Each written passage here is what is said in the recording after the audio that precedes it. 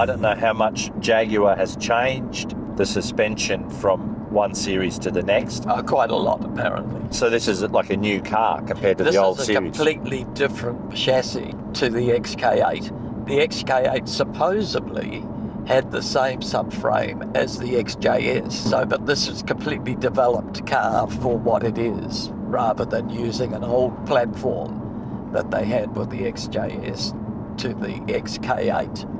I think in 1996 was the changeover to the XK8. So this car is an XKR x150, but subsequent to this one being available, they came out with an S version, so that's an XKR S, and that's got a much harder suspension, a much more rigid suspension than this car has, to the point that it's sort of uncomfortable to drive around town. So is it a pseudo track car? No, none of these XKR series or XK series is really a serious track car without amazing modification. I mean, it's not like the F-Type. The F-Type could be a track car if people wanted it to be. So is it because of the weight? It's to do with the weight mainly, because there's so many creature comforts. Yeah. This car is 100 kilos lighter than the XK8. Oh, okay. Because it's an aluminium body, where the XK8 was a normal steel body. If you didn't have all the extra creature comforts in this car, I would imagine that you'd be talking a couple of 100 kilos. Yes.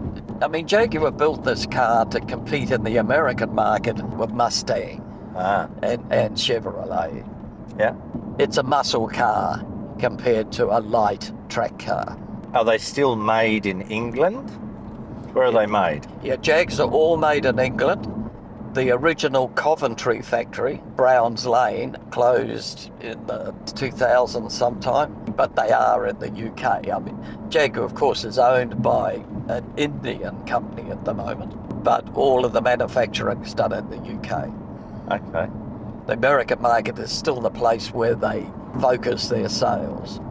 They dabbled with the EV with the E-Pace, but they haven't done anything like an F-Type or an XK. They haven't even considered it, I don't think.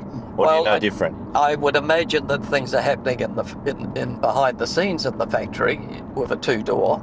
Certainly at the moment, all of their cars, as from 2025, I think, will be electric. So there's no more petrol-driven cars out of Jag. Okay, so this is one of the last of the big 5-litre V8 supercharged. Yes, other than the F-Type, which is still being sold, this is the last of the 5-litre petrol cars. And the sound of this car is one of the best parts of it, I'd say. It just sounds beautiful.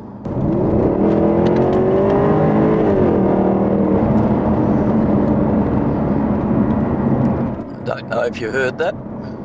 Hopefully it picked it up. You probably felt it in your seat. You watch these things on YouTube and the commentators go, wow, and you think, well, I didn't feel anything.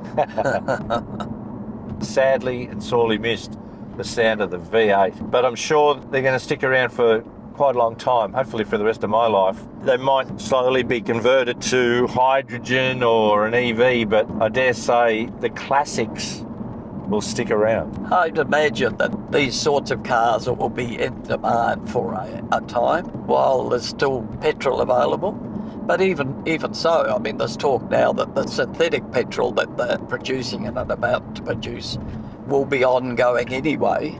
So you may see that the petrol motor will continue for a while. Well, I hope so. As you say, the sound is just something that you can't reproduce.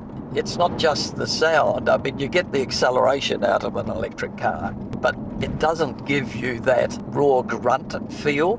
It's sort of very smooth and synthetic, but like a slot car. Yeah, it just sort of happens, and there's no sort of vibrations, and certainly the noise is not there. So it's a whole experience. It's a bit like watching the Grand Prix on television and then going to a Grand Prix. It's worlds apart. Yes. Worlds apart.